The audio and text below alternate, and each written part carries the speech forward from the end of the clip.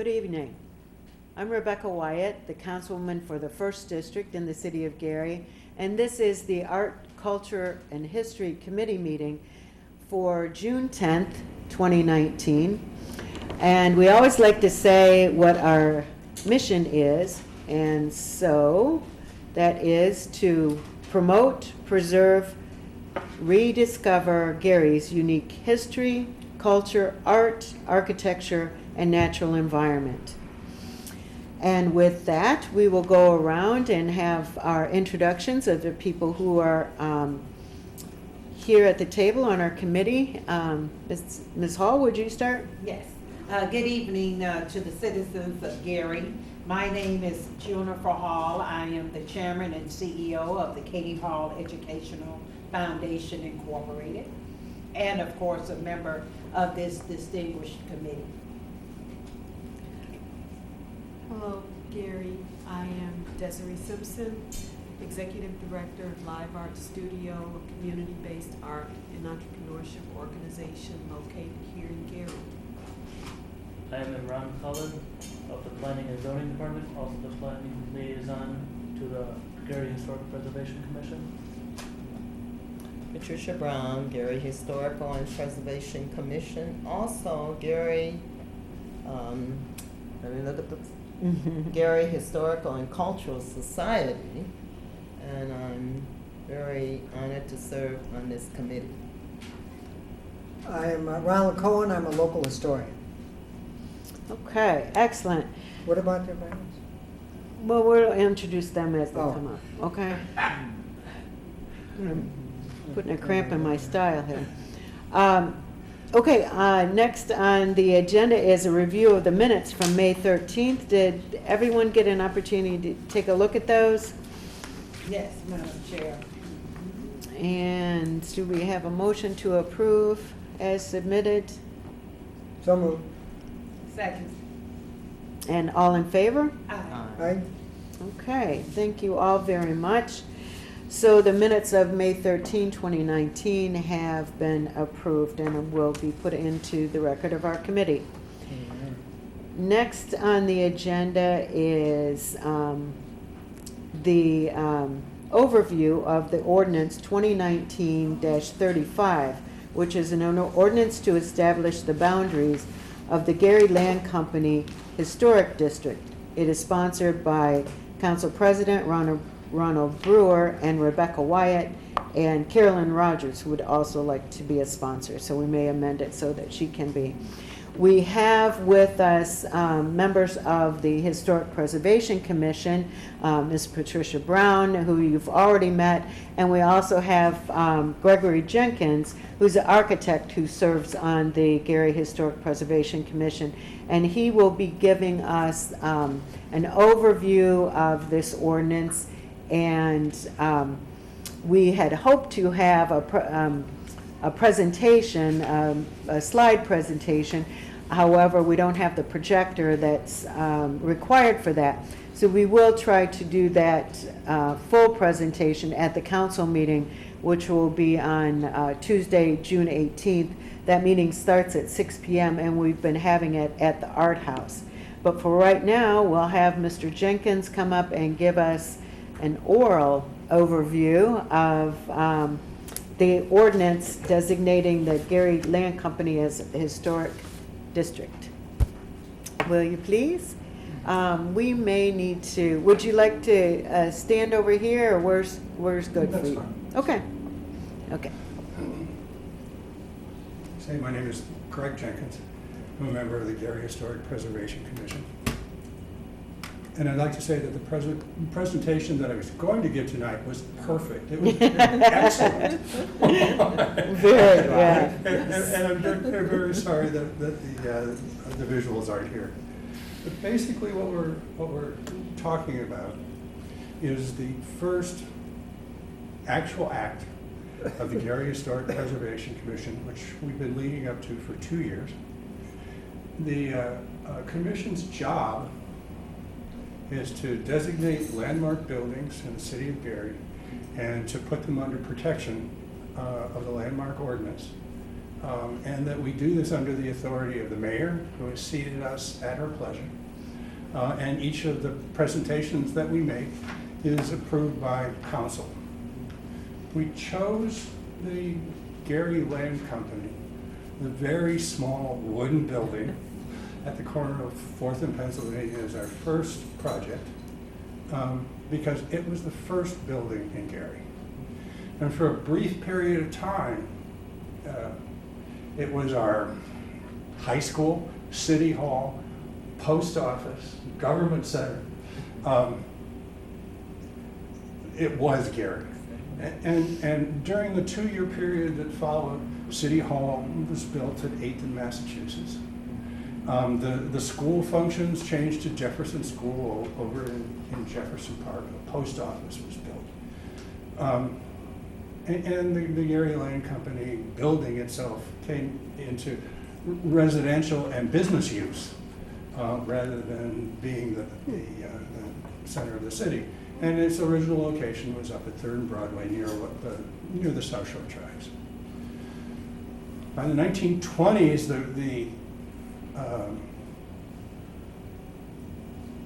City Hall, the new City Hall that was built, had already gone out of date, and it was time to build another one, the one that we're standing in. And accompanying this was the development of Gateway Park. And in order to complete Gateway Park, the Gary Land building was moved from 3rd and Broadway into the Emerson District and was hidden there until 1979. And at this point, I think we need to bring up Dawn Billender, the city historian at that point, whose untiring work, followed by her daughter Naomi, actually saved the building and is allowing us to make this presentation today. Architecturally, the building is 20 by 40, has transverse dormers, it's balloon frame construction, and there would appear to be nothing extraordinary about it, but it was the first place. And this is where A.P. Milton sent his engineers out across the city in order to survey the first plats of the city of Gary. And I would compare that survey to what the commission is doing. We surveyed as many historic buildings as we possibly can. And we're in the process of nominating them one by one and bringing them through the order of the preparation of summaries of information and bringing them to the city council. Because the city's historic assets are by no means lost. We've lost a lot, but we also have a lot to save. And if we move about it step by step, we can get there.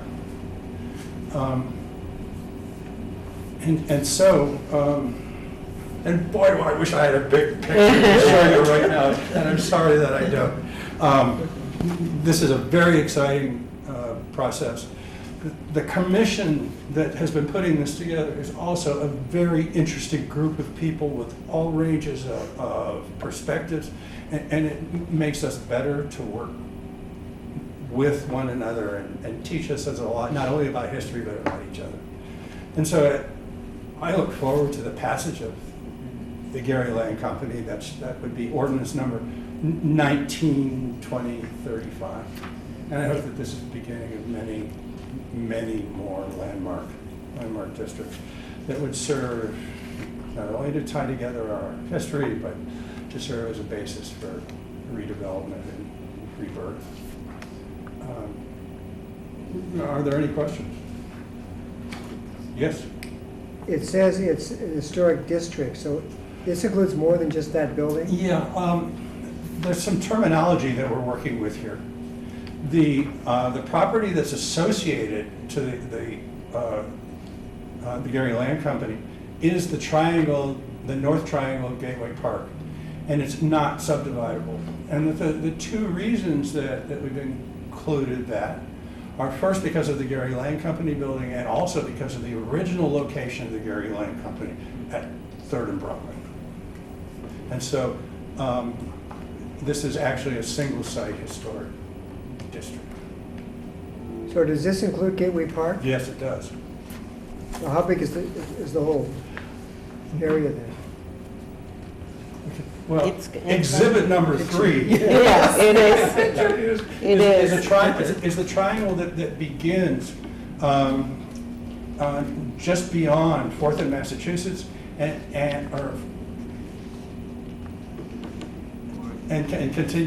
continues to Washington Street. And so it's the area north of City Hall, the Lake County Building, and the Hudson Campbell Center. This does not include Union Station, No, it does not. Yes. No, it does not. so it's all, just this side of the toll road. Right, right. Union Station is a separate site designation. Thank you.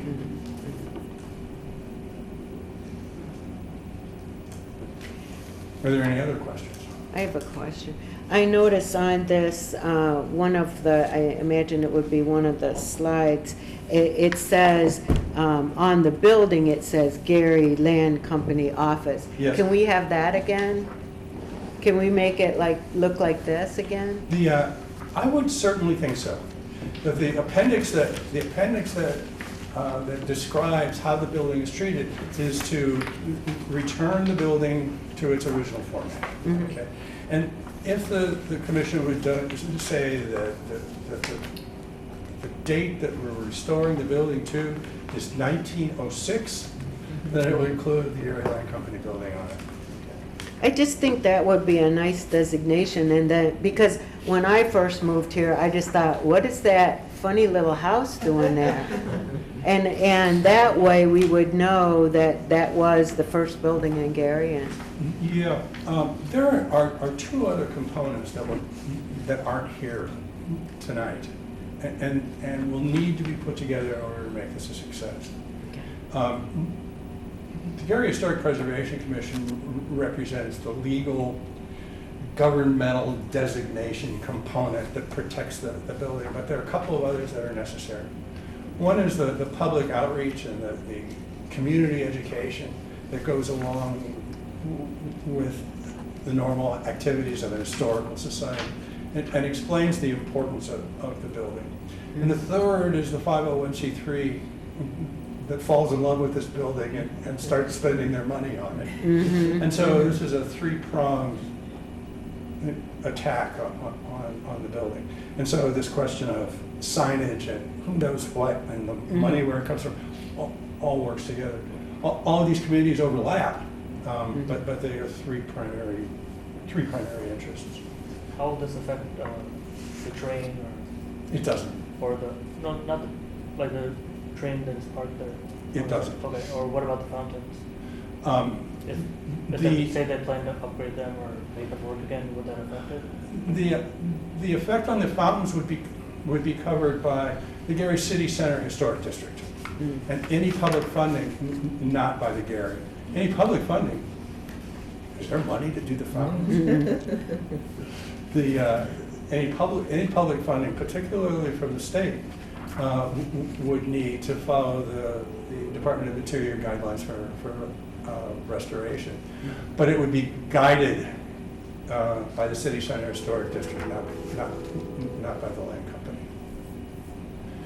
And by the way, there's been a lot of play on Facebook recently. The Decay Devils have gotten into the archives, and there are nearly aerial photographs of the original pavement of both Gateway Park and the development behind both the city and the county buildings. That if you know somebody who's interested in doing some renovation in those areas, you could point those to it. Another question or comment really, I know that Decay Devils put a coat of paint on the outside of the building. So in the future, if somebody wants to do that kind of thing, what's the procedure for getting that okayed and, all that kind of thing? Any action that requires a building permit, Mhm. okay, and that's the key. Mm. They go to the building department to get the permit, and they are referred to the Gary Historic Preservation Commission, who will issue a certificate of appropriateness. Mhm. Certificate of appropriateness. Painting a white building white would have no problem at all. Okay. And so I think what they did was just fine. Yeah, okay, okay. I have a question. Yeah. I have limited experience working with historic buildings, but regarding not just the color of paint, but the type of paint, whether it be an enamel, acrylic, and the body consistency used on the surface, the exterior, or any improvements, isn't that scrutinized heavily? Okay.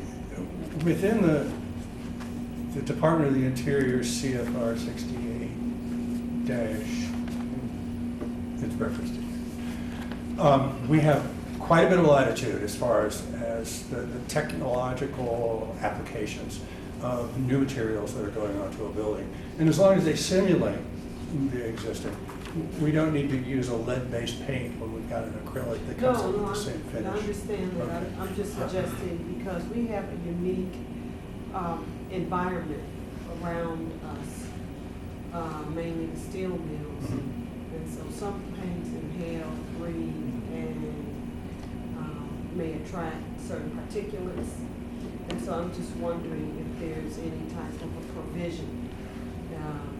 In just looking at where the building is located, the environment in which it's located, et cetera.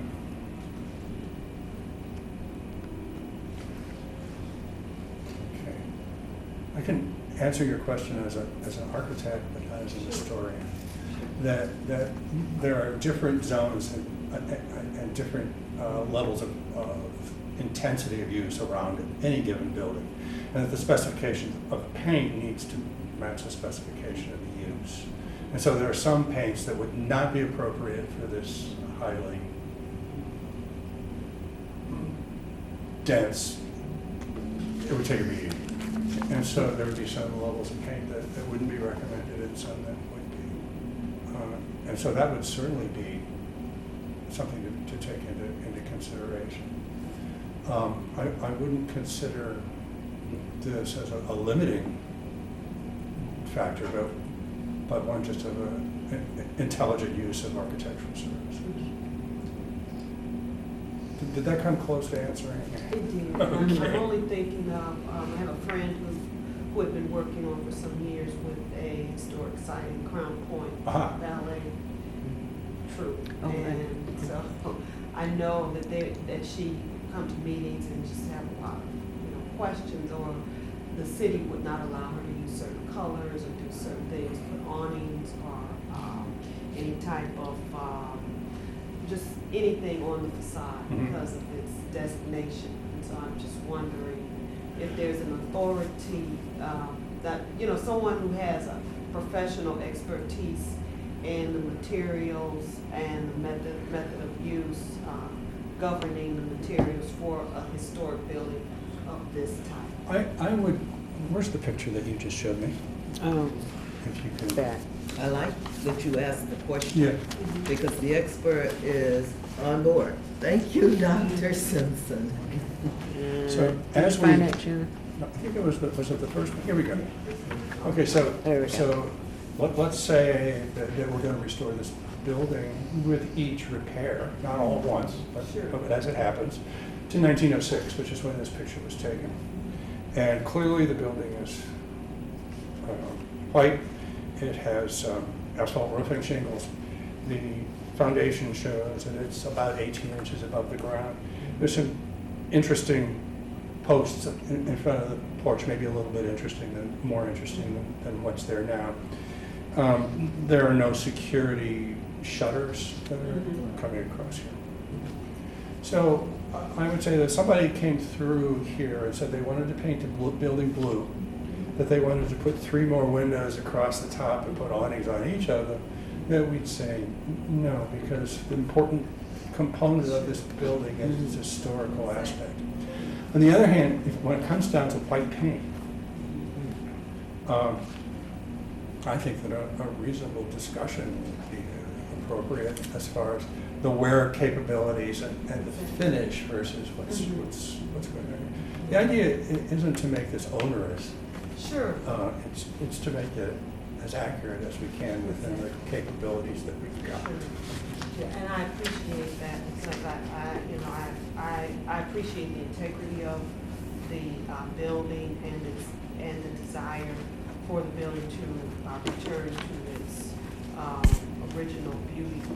So those are the only reasons why I posed the question, because as you mentioned finish, maybe it had some outstanding brickwork, but they painted over brick or Yeah. is it just all timber, lumber materials. If the original was back a whitewashed building, then it would make sense. But, by the way, any architect working on a building would appreciate that kind of comment, because that kind of discussion early on prevents mistakes. So that's, thank you. I've got two more. Does anybody else have something? Okay. What is the balloons construction? What is balloon frame construction?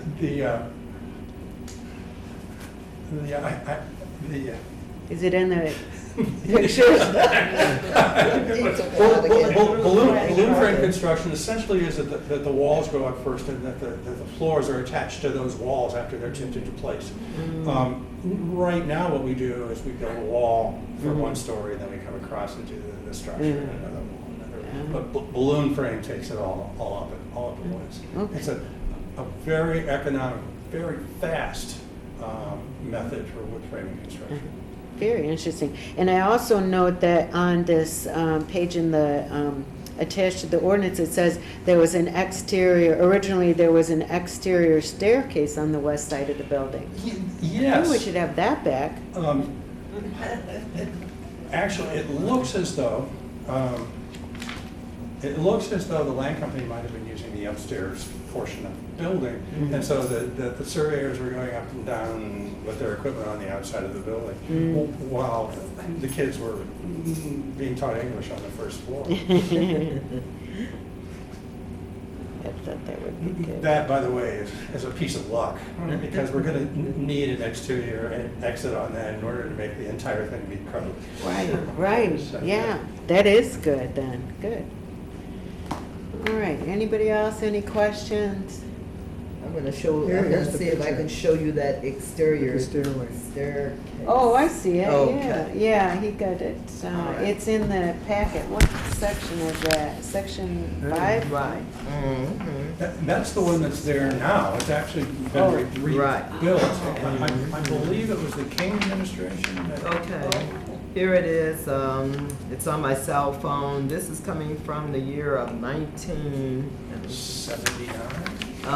This one's 62. Whoa, okay. But I do have other pictures of the Gary Land Company building here on my cell phone, because I went into the Gary Public Library and Cultural Center upstairs, the Indiana room, and not only pictures of the land company building, but also the history going with the individuals, the historians that was writing about it during that time.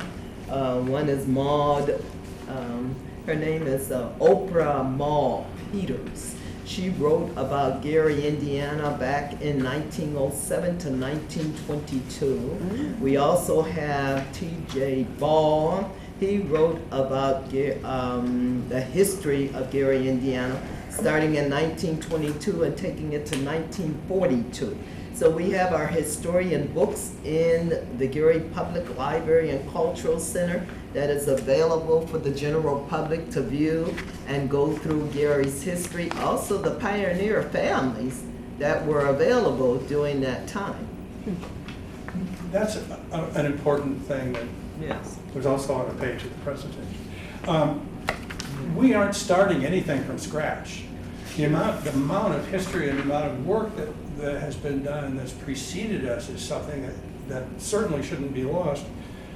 As just a brief listing of books: Children of the Mill by Ron Cohen, Centennial Celebration by Kendall Spengalos, Pictorial History of Gary, Indiana by James Lane, and again, Ron Cohen. Steel Giants by Steve McShane. City of the Century by James Lane. Lost Gary by Jerry Dabbers. So we've got a stack of the ones that you just mentioned. We have Yes. a lot of information to be dealing with. We're not lost. I wanted to just ask quickly, the stairwell, as it was an added part of the architecture, is it going to remain? And if so, will there be some type of a designation plaque or identifying plaque that states added 19? Okay. Let's start, and I wish I had a happier answer. What we're doing is putting the legal protections in place so that changes, as they're made, would have some series of guidelines. We aren't forcing anything at this point, although we'd like to. But that we're hoping that this designation, combined with the National Register designation, starts attracting it as a source to be funded. And so at that point, when it comes time to replace that stair, which is pretty soon, then photos from the original should be used to replace it. And then I would think that an exhibit inside the building itself would talk about its original location at Second and Broadway, how it was moved to the Emerson District, how it was moved back, the kind of foundation issues that were encountered, the stair that you're talking about, that interspersed with other exhibits from the Gary Historical Society and the other groups that we want to take care of. Excellent. Not only do we know, are we making ourselves aware of the structure itself, but the pioneers that were there. The Gary Historical and well, at that time it was the Gary Historical Society. It was a gentleman by the name of Walter Pickard. Yes. And I put Mr. Hess to work. I said, go to work. I need more information on this individual. And in his search and my search, we also ran across the pioneers that included Mr. Hess' family. Really? I said, congratulations. He said, yes, Mrs. Brown, I knew about that, but I didn't know everything about Mrs. Peters writing about the family. I said, here we go, wonderful. So the history is alive in Gary, Indiana. We have some of the original people, families still present here in Gary, Indiana. And we're grateful and thankful that they are here. We have gotten artifacts left through the Gary Historical and Cultural Society. They have given us the original badge, which I brought forward to this meeting at one point, in order for you to see how the sheriffs were wearing this 6-star badge, designating himself as the constable. That was the term that was used in 1906. Also, we have the first Gary, it was a beauty pageant that went on, and it's also connected with the Jenkins family. And we have all that information available, and hopefully we will be able to display it in our returning the building as a museum. You know, there's always one more thing to say, and I'm going to promise to stop at this point because I could go on. Historic preservation not only is an issue of preserving history, it's a reason for redeveloping and moving forward. And if the Gary Land Company attracted enough attention, enough interest to serve as the instigator for greater improvements on Gateway Park, nothing would please me more. Yeah, that would be nice. Okay, thank you very much. Thank I you. appreciate that. That was really excellent. And I look forward to the full presentation. I think we'll be able to get that done on June 18th. So, okay, we will go on with our agenda then. And so we have the Gary Pictorial History that publication. Mr. Cohen, do you have anything to add to that? I don't know, what should I Okay. say? Well, you could talk about how we gave a box of the books to the Legacy and they used them, and Well, you just said that, okay, Well- yes. Well, okay, this book originally was don't be published, difficult, please. Gary Historical, Pictorial History was initially put out by Jim Lane and myself, I think 30 years ago. The third edition came out last fall, and it was updated to last year with a new chapter that's in color. So that book is available for sale by the city. That was funded by the City of Gary and our mayor, Karen Freeman Wilson, and the Legacy Foundation. So last week, the Legacy Foundation had an event in Gary at the Art House. And Rebecca Wyatt was there, and they wanted more books, so she can tell you they brought an additional box. I think there were, 14 in a box? 13. 13 in a box. They will get more books. We have a lot of books left over. We don't have any here to show and tell. Keep forgetting to do But that. it's a rich history of Gary. It starts in the 1890s. Gary predates 1906, which was the official designation, the founding of Gary, but there were communities here before 1906. Miller, Glen Park, Tolleson, and so forth. So I just want to add to what Greg was saying, that although the Land Company building is the first in the confines of Gary as it was established in 1906, there are other developments around here which were incorporated into Gary over the next few decades. So there are older buildings in what is now Gary. For example, the Glen Park School, which you can see on Broadway, the Miller School, which is now they sell things there, Shucks. on Lake Street, and so forth. So there are a lot of older buildings around, a lot of buildings, of course, in Miller, predate 1900. So to understand the full history of the city, which is why we started in the 19th century, you have to look at these other communities that became wrapped into Gary as it developed up through about World War I. And that's when Gary stopped expanding geographically. So you can get the book, and you can explain how you get the book. Yes, the third edition of the Pictorial History of Gary is available. One would just go to the finance department on the first floor here in City Hall and pay. It is $25, and I believe they can take almost any form of payment at this point. So credit card, debit card, cash, check. I'm not sure they take personal checks. But and then they will send you to the council office to pick up the volume, the copy of your edition. And it is a really well-done book, and so if anyone wants to use it for a gift, it's an excellent gift for anyone who's interested in the city of Gary. I should say also, there are a lot of books on the history of Gary, and we have an extensive bibliography in the book that comes up to last year, essentially. So there are, Dolly Milliner did a couple, and there are these small, what do they call it? I forgot the publisher.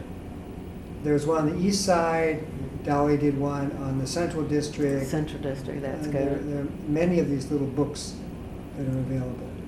So there's a lot published on the history of Gary. A lot. A lot of good stuff. Okay, so moving on our agenda, we've got the Gary Historic Preservation Commission update from Patricia Brown. Do you have anything to add other than what we're doing now? Right, that's it.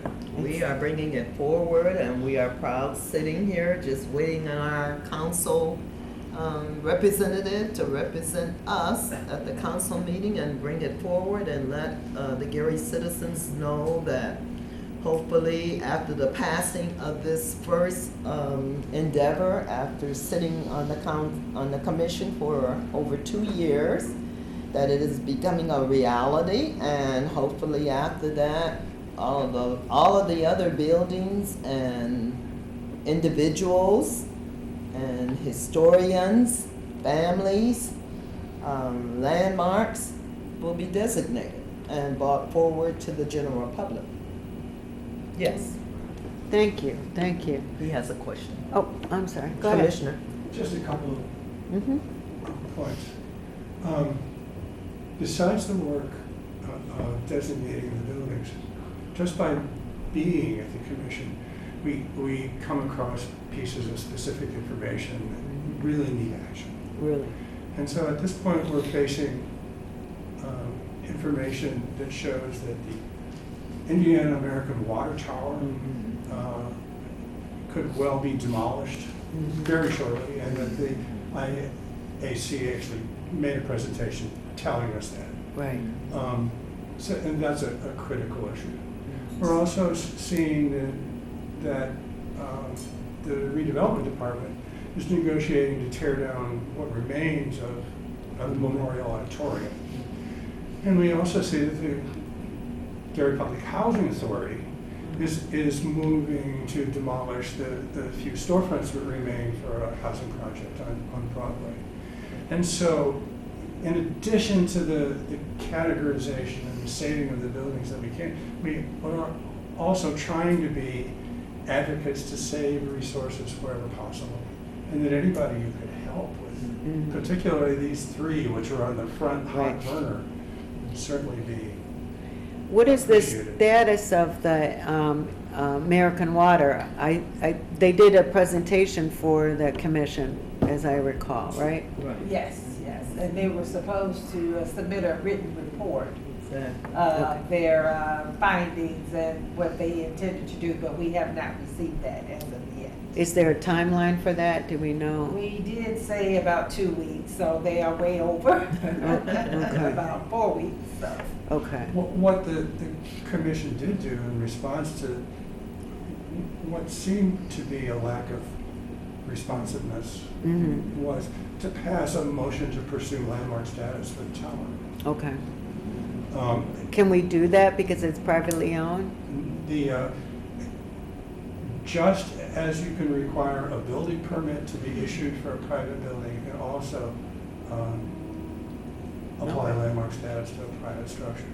Okay. It would be a happier teamwork situation if we could put together, particularly with its historic important location in Jefferson Park. Right. But those are three things that are on the burner now. Thank you. And our authority and responsibility is nearly as clear with these ongoing issues as it is with the designation. Okay. Let me ask a question, not just Ann Greg. Is there any danger about Roosevelt School, now that it's no longer being used as a school building? Thank you, Junior. The building has been voted to pursue landmark status by the Gary Historic Preservation Commission. And so we're moving in that area to limit modifications that can be made to the structure with the report. But these things, at best, we're going to be going, unless we can talk the legal department into moving faster. Yeah. These are going to be coming through at one a month. Right. We've got buildings that are in need of attention fairly quickly. Okay.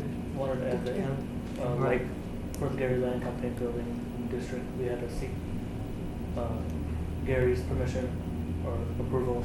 We'll have to seek Indiana American Water's approval. So that would good. Okay. All right. And with regard to the city's proposal and Memorial Auditorium, I know that Ms. Brown had brought to the council meeting a compromise of sorts. have you or anybody in the commission been able to talk to any of the developer, anybody about that? No, we just presented it at the meeting, Okay, and that was it. Okay. Hopefully, the council will make that part of their, right, we probably should, Communication. get that to my attention so that I can at All least contact the, developer and see if Okay. there's a way that we can salvage some of that, Mhm. Memorial Auditorium. They are salvaging pieces of Memorial Auditorium.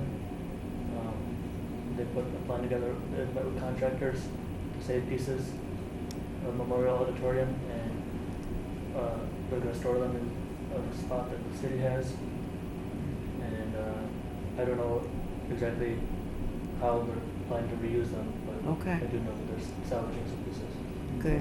Well, the commission has not been made aware of anything along those lines, so. That's not, For no, some, I did make them aware. oh, you made us aware, I must have overlooked it, sorry. I think this is important to say something. Yeah, Particularly go ahead. agriculture. The question is, and I'm gonna quote, they are making a plan. Right. They are doing something. That they has a name, and they have a specific responsibility, not only to their own position, but to the citizens who surround them. And so simply to say that they are doing something doesn't mean that it's either did or result. And I would hope that we could get they Right. to sit down and discuss with us so that we could Right. move these things to a logical conclusion. And on that note, Commissioner Jenkins, I did have the occasion to speak with Councilman Michael Brown, and he would like to come before the Gary Historic Preservation Commission to discuss this specific project. Oh, So good. he is amenable, Good. whatever day, and of course, we know the time, that we would like for him to come. He said that he is willing to Good. come in and speak with us. And of course, see what we can do to work together. That's excellent, because he will be on the commission, on the city council next year. Yes, So he will. that's a good connection to make, so that, Okay, I There's some- heard there's the some name, but hands I back didn't there. Oh. know the affiliation. Yes. Okay. yeah. Yes, come on out. I was just gonna Mrs. say that Sanders. there, is a way that, cause they never specified exactly what parts are they gonna save. Was that the contractor, or is that redevelopment that you're talking about? The, contractor. Okay, Um, so we don't know if it's really gonna be enough to even do anything with. right, you know, okay. but there is a way that it can, instead of just mowing it down, it could be taken apart, brick by brick, Mhm. stored, and then rebuilt somewhere else. You don't have to just mow it down, it can be taken apart, and I did locate, I think I sent you an email, I don't know if you saw it or not, it's a place in Illinois that disperses volunteers that do that kind of stuff. They actually will take the building apart, help you store it, and then when you come up with a plan to rebuild it, they'll put it back together for you. Well, that's Excellent. interesting. We It's in need to, Illinois. yeah. Excellent. In And- Illinois. Who did you send that information to? I think I sent an email to Commissioner Brown. Okay. I'll resend it. All right. Get it. Okay. And, Thank you. They're affiliated with Habitat for Humanity and the Mhm. Restore, and they have Excellent. that particular office specializes in preserving facades of historic Okay. buildings. Excellent, Wonderful. There is a excellent. way that they can still have that land Mhm. for their development without they can still, we can have both things. We can save the facade, you can Right. always take it apart and rebuild it. I have several examples as, I've showed them an example before of where you can do that. And, and if they were, creative, they would have been able to design a building and attach the facade to it. As I was telling her about the Goodman Theater in Chicago, where they preserved the facade of the old theater, and you would have no idea that there's an actual brand new building behind that, but the way they did it was so Seamless, great. yeah. You can't even tell, you just think it's an old building, and then when you walk in, You know, they built a brand new building around the facade, so there are ways to do it. Right. You know, and Interesting. I think I was just saying earlier that people here probably don't appreciate historic architecture because they're not used to seeing a nice, beautiful old Right. historic building. They're used to seeing them dilapidated and abandoned, but you know, if they could see an example of a building here that's been like the Operatorium, for instance, Yes. you know, they see more of that, maybe the citizens here would appreciate historic architecture more, and they would want to save it instead of just saying, oh, let's just mow it all down. Is this enough room here to have the old and the new side by side? There's plenty of room. Right. You know, we can build a brand new city from the ground up and still preserve all of the old architecture that would make this place a lot more interesting. You can build, Exactly. because a lot of the new buildings that they're putting are not very, They don't have much character, they're do they? very sterile and, Yes. you know, so you can have an entire new city full of new buildings and this place will still not look very attractive. You know? Yeah. Would you introduce yourself for the camera again? I My forgot. name You're is Donald Sanders. I'm an intern for the Planning and Zoning Department. so lucky to have you. Thank you very Thank you. much. And And Excellent. thank you, Mr. Sanders, Ms. because in Johnson. speaking, what you had shared as far as that information, Hobart also have, should I call them historians that are trying to come to Gary to help preserve Gary's buildings. And a couple of gentlemen at the senior center, the Marie Rayner Center, they are volunteering, but I told them not yet until we see, you know, we're trying to save it to begin with, save certain structures. And as far as the development of it, I do thank you for that information you passed on. And we can continue trying to make it abreast, you know, try to bring it forward as far as the volunteerism that we're looking at. And what you're speaking about as far as what happened in Illinois, I saw it in an area of Harvey, Illinois, where they were able to preserve certain structures. And the citizens there in Harvey, I'm trying to remember what structures it was in their buildings, some of the homes, and they took a home that was deteriorating and dilapidated, and the volunteers came in, the historic preservationists came in, and it was amazing how they just tried to preserve everything that the home had in it, building it up again. So, yeah, I understand what That's you're great. speaking about when you're saying, hold on to what you have because it's irreplaceable. Well, we I'll give need an to. example of this. Yeah. In Kansas City, in the middle of what was the black community in the 1920s, I was there, and there's a new building which is the Black Baseball Hall of Fame, but across the street from it is the Gem Theater. I thought, gee, it looks like an old building, the Gem Theater, which is a famous jazz hall. Well, it turns out it's just the facade of the original Gem. The rest of the building is brand new. I saw an incredible jazz concert there. But you can't tell from the outside that it's what it is, because it's the original facade. But everything else is brand, it's just like a Hollywood set, you know, with nothing but actually that's in the next street. There was a film made in Kansas City years ago with Sidney Poitier, and they built on the next block, it looks like the 1920s buildings, but they're all just facades. There's nothing behind them. And that was built for this film, Hollywood film, and still there today.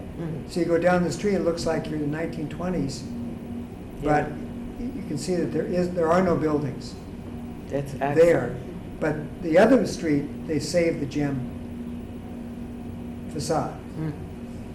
That's good. I know I've a question here from Ms. Johnson.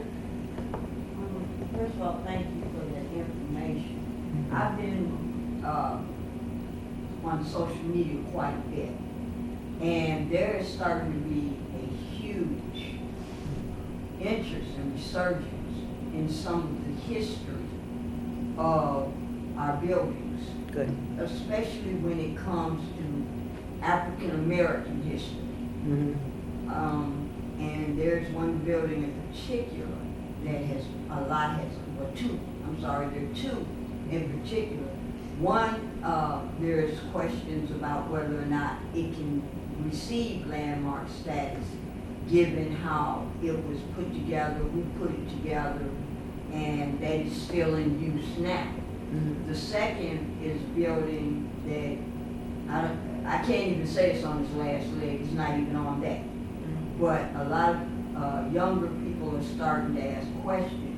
And if what you're saying is true, that each brick can be taken, can be preserved, and the building can be rebuilt somewhere else, there's a possibility that piece of history, and I think Ms. Brown knows which one I'm talking about, that particular piece of history could be saved, because there was a group from Illinois that came here interested in trying to save that building. And then the interest waned, but now, like I said, on social media, people are pictures of the building has resurfaced, and people are asking questions and starting to do research.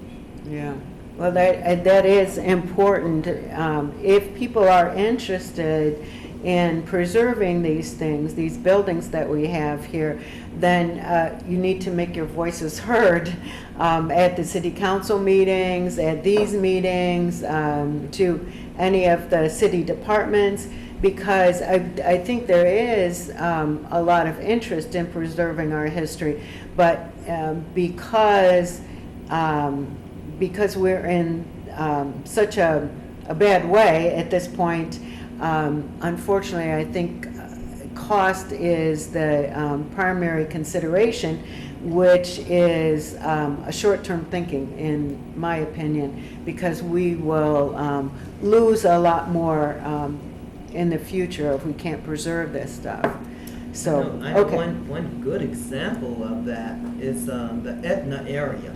Etna was looking for a landmark in order to have their festivals. And the group, Mrs. Penelope Love, came and presented to the commissioners. And that was the beginning of making us aware that Etna citizens were interested in preserving their history. Right. And at that time, later on, we found out there was only two structures that was left in Etna, being the Wildemute Mansion and also the train depot. And out of those two structures, I did get a chance to view both of them.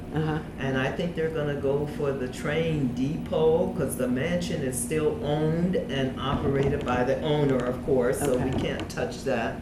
But the depot, it is, might be available, through That's the great. transactions and the structure itself. It's something that might become a landmark if the Etna citizens, which they have formed a committee. I think it's over 30 people that was present at the meeting I went to. I don't know how large the group is. Can't remember what they even call them. Oh, it's a remix. They call it Remix Committee. Thank you, Lord.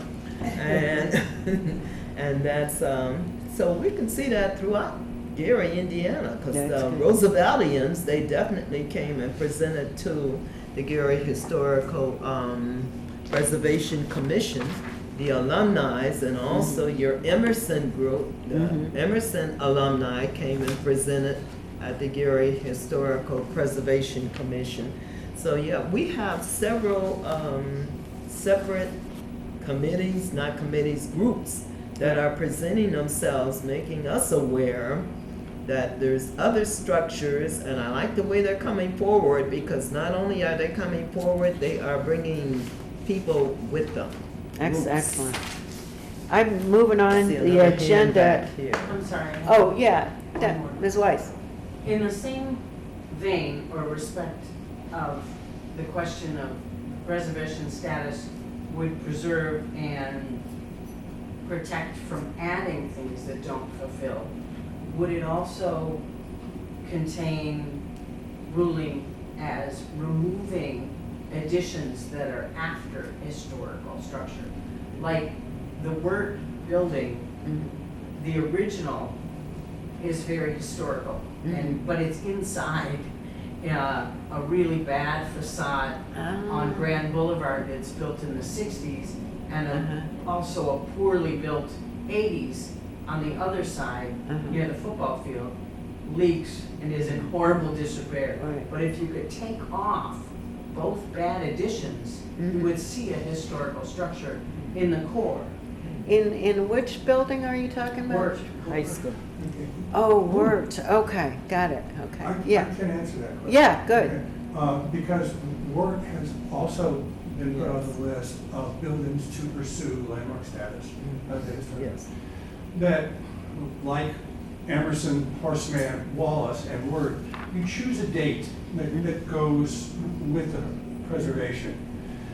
In terms of Horseman, the key component is the south facade and the Swan Pond. And at Emerson, the key component is the facade and the terrace. And in Glen Park, it's the south facade and the meadow. And at Wirt, it's the 1939 Art Deco component that you're talking about in the middle, which is a remarkable piece of Deco architecture by That you can no longer see. Joe Wilderman. Yeah. And so if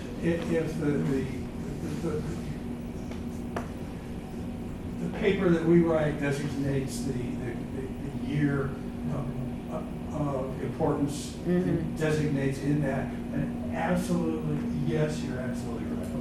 Oh, that is so interesting, and I do think that we should be especially vigilant now, because at the last First District Community meeting that we had, it wasn't the May one, but in April, we had the emergency manager, Peter Marikas, there, and it sounded like they were starting to get some nibbles on people interested in that Wirt building. So we'll have to keep our eyes open for that too. If there is, had no idea that it was Art Deco inside, I you know. think also that once the additions are removed, it's a much more saleable, valuable, usable piece of property. Right, That the nibbles would become true bites. if they could see If what they it's could like, see what yeah, they had inside, and it's much less expensive to deal with right, when it's Right. a smaller piece of. yeah. So interesting. Okay, we're gonna keep moving because we are running out of time. I have Miss Patricia Brown to report on the Gary Historic and Cultural Society. Do you have an update or anything? Yes, Okay. as far as Gary Historical and Cultural Society have been meeting in order to, we did finish one of our big assets. It was dealing with the bylaws and the talking about the structure itself. But going forward, we also have the summer enrichment camp that is coming about on June the 17th, which will run 5 weeks through July the 18th. And it's for children between the ages of 6 through 14. And they are being exposed to the educators. We've had several top educators to step forward, and we're happy to have them. And as far as bringing, exposing the youth to art, Dr. Simpson, and health, Dr. OBG from Indiana University. Also, we have photography, and we have, I'm trying to remember her first name. Her husband's name is Pastor Campbell, and Mrs. Campbell is bringing forth gardening and health, dealing with the food as far as what the children will be exposed to as far as watching their diets and hopefully passing it on to their household and parents, enlightening them to better eating habits. So there's a whole new different program, not different, additive program. Also, we have our musicians and our conductor, Gary's own Michael Carson will be bringing forward the orchestra members that will be teaching the different string instruments as well as brass and drums, and the instrumentalists are coming forward. We even had some volunteers that they're part of the Gary Civic Symphony Orchestra as far as teaching about the orchestra, not only playing the instrument, but also teaching the history Excellent. of the orchestra, how it was organized, going all the way back to the to Europe. I don't want to say the time period because I don't want to blow it. What is where will the summer program be held? It's being held at St. John Lutheran Church there on 10th and Taft. It starts on June the 17th and will run throughout July the 18th. It's a half-day camp for the students, and they will be given breakfast and lunch, and hopefully within that time we'll be able to push everything we can in those little brains of theirs. It's you know? great. Yeah. Do you still have vacancies? I mean, Yes. is it? Yes, we are still How would open. people find out? We have a Register. website. Okay. Do I have it in front of me? Uh-huh. Shame on me. The website for the Gary Historical and Cultural Society. Also, I'll look through this information I have and hopefully I can come across it. Also, we have our email, so they can contact us I do think either that way. the website might just be the initials of the Gary Historical and Culture Society. As a matter of fact, I'm gonna look it up. I should have it right in front of me. All right. So we can go on with another report if you like, Okay. and when I come across it, I will I'll go let on to Jennifer Hall. I've got it. Oh, Here it is. okay. The website is www.GHCS, Gary Historical Cultural Society, inc.weeb, as in boy, ly, as in yes.com. Again, Gary Historical Cultural Society, inc.weeb.com,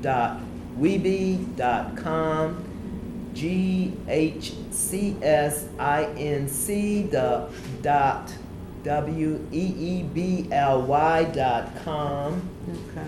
Also the email, well, we have our address, Gary Historical Cultural Society Incorporated, Post Office Box 64-603, Gary, Indiana 46401. Excellent. 46401. Anything else on the Gary Historical and Cultural Society? We do have others, That's but we'll excellent. hold them off. It's excellent. Very good. I look forward to that program. It's always good. Okay, and then Miss Jennifer Hall with the Kitty Hall Good evening, Foundation. everyone. Very briefly, I would like to thank the citizens of Gary and all of those who travel from across the country to attend the unveiling of the Katie Hall Historical Marker on Saturday, April 6th. We are planning for next year, and the date will be Friday, April 3rd, 2020. And of course, the event will be held at the Gary Genesis Convention Center. At this time, we are working on 2 dynamic speakers. I think that the citizens will find quite enchanting. So we ask for your support, and also we are in preparation for the 2020 Dr. Martin Luther King Jr. federal holiday, which will be observed on the 3rd Monday in January. We will have our postcards again for $1, and we will do a new postcard featuring the historical marker. So we thank the citizens of this great city for all of their fine support. If you are traveling in Detroit, Michigan, stop by the Charles Wright Museum gift shop. You can pick up your very own King holiday signing postcard that is produced by the Katie Hall Foundation right here in Gary. If you're in Chicago, stop by the DuSable Museum of African American History. You could also pick up your postcards there. So we are continuing our nationwide distribution efforts to make this product the go-to product for the King holiday. And thank you, Madam Chair, and thank you to this committee. That's excellent, thank you. Okay, who do we have next? We're up to other business. Any comments from the committee? Yes, Madam Chair, I would like, even though these events have passed, I would like to thank Mr. Mark Spencer on the record for such a fine job with the Wiz on the weekend of May 24th, 25th, and 26th. I did have the occasion to see the production on Sunday, May 26th. Fantastic. This should have won a Tony. This production, I would like to see go to Broadway. Very well done. They had a live orchestra this time. They had professional backup singers, so it was really, really fantastic. I would also like to thank the United Male Chorus of Gary, who performed on the first Sunday in June 2nd at Van Buren Missionary Baptist Church. A fantastic production. They do well every time they come to Van Buren, but next year they will be celebrating 70 years of continuous service to this community. And I would like to recommend that this committee acknowledge them with a resolution, and maybe we can have them back 70 years every year for 70 years. So that is phenomenal in and of itself. And also, I would like to report, I invite each of my committee members and our guests today to come out on Saturday, August 24th. The Howard University Alumni Chapter of Northwest Indiana will host a picnic at the beautiful Marquette Park. And there is no cost. Come on out and enjoy yourself. The food is always good. And I'll be doing some more cooking. So come on out and enjoy. I don't know if we're going to have the reception in the Gary Room in July. I haven't heard too much about the walking tours this year, but if we do have that, we invite the public to come out as well. Okay, good.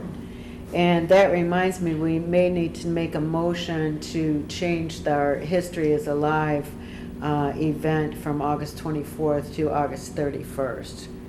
We talked about that. Here, yeah, Ms. Weiss? If the committee is done, and I'm. Yes. Okay. As your quote, to promote, preserve, rediscover Gary's unique history, culture, art, architecture, and natural environment. I want to bring up that the Lake Street RFP development has no height restrictions, no sound restriction, no light restriction, no natural preservation impact study taken into account. The RFP states to sell that property unconditionally for $4 million only. And that will come up for vote on the 19th of June. I think the proposals are due on the 19th. I'm Yeah, not the sure that they'll proposals. actually vote. And what she's talking about is the Lake Street Beach request for proposals went out, and it has, as she said, no restrictions on height, sound, light. Which will definitely be an impact on the natural environment. Right. And those proposals will go to redevelopment, so we will need to keep an eye on what kind of proposals come in. It is true that the city doesn't have to take any of those, can reject, or maybe work with one if it's workable. But yeah, the way the RFP went out, it did not have any of the. It didn't take into consideration the guidelines that the community had presented to the city and the redevelopment commission to have included, so that we can preserve that natural habitat area. was the idea. And what about the Rangers? What, are they aware? The Rangers, you know, National. they're in the national park. This Yeah. is our city park that's on the Lake Street Beach, that's city park. Okay. But, yeah, probably will have Aren't an there any impact. guidelines have- on if you build on the lake shore? Because Yeah, nobody they do builds have on the lake shore. jurisdiction. Well, it's only because it's city property, it's only what our guidelines are, so. I think we're overseeing it because we are the city of Gary, but as far as National Lake Shore, you still have, But that part is Answer not to- National Lake Shore, it's part of the city park. You know, Well, that the parks 1.5 From, miles. from the actual water line touches sand, that is National Lake Shore. okay. But according to the RFP visuals, it shows, well, the water line changes all the time, but it Yes, only it's shows a primitive that those, it's like 4 feet preserved that they won't build on. But everything up to that, I think could what you're also- thinking about is the ordinary watermark, and that's the state property. right, that is not allowed to be Right. built on. We could also That's- have that's- Indiana University, Dr. Courtright, look into that primitive beach, even though it's owned by the city of Gary, those are still primitive beaches. Mhm, they are. And they are covered under the National Lake Shore. But we would have to come in vocally and in mass Mhm. and prevent this from happening, because it's already in It's the. in the works. Indiana Does University. Greg has one. Does the redevelopment commission have the authority to sell or lease that piece of property without council approval? Yes, unfortunately, they do. Redevelopment, when properties go through redevelopment, there's a special exemption that they do not have to have council approval. Then the only council approval that would be necessary is the zoning change that would Yes. be required in order to change it from R1 to whatever the Right. zoning. Right, yeah, it's, the statute, the Indiana law is set up that way. I'm sure that the purpose of it was to make it so redevelopment didn't have, all kinds of red tape to go through so you could redevelop areas. But what happens is then that you don't have that check and balance because it all goes through one branch of government, so. But as a committee of historical proportions, Mhm. note that city park has been historically public access Yeah, for the citizens of Gary. Right. And this RFE does not preserve that. There's a little bit that they've designated that will be, they say, public Public access, access. but that's the road itself.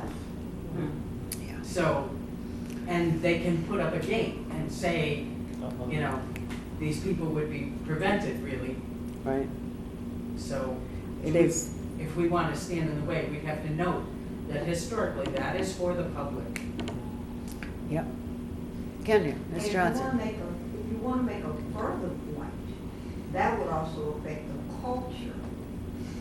Because we already hear the complaints now, that there's not enough for the children to do, there's not any places for them to play. Many of the activities and offerings being presented cost funds, and for many families, those funds are not available. So that also Exactly. would affect the culture. We don't have any pools, we don't have splash pads, we don't have any of this in working order. That beach is the only free thing for kids to do. It is really unfortunate, and we will have to keep an eye on it. Okay, last couple of things. We'll change the History is Alive event to August 31st, if there's no objection. We haven't really promoted it yet, so that will be changed. And the next meeting will be Sorry, you said August. August 31st. August 31st. 24 and 7, yeah, that's, what do we have in July? That's on a Saturday. Yeah, last Saturday. Yeah, that's for the History is Alive. Alive. somebody have a calendar for Got it. Art, Culture, and History Committee meeting? To the 8th of July, 8th of July. the second Monday of your month. That would work for me. Anybody Fine. else? Okay. July 8th, and we will meet at 6 PM. And then I would just say that everyone who can, please be at the council meeting on June 18th.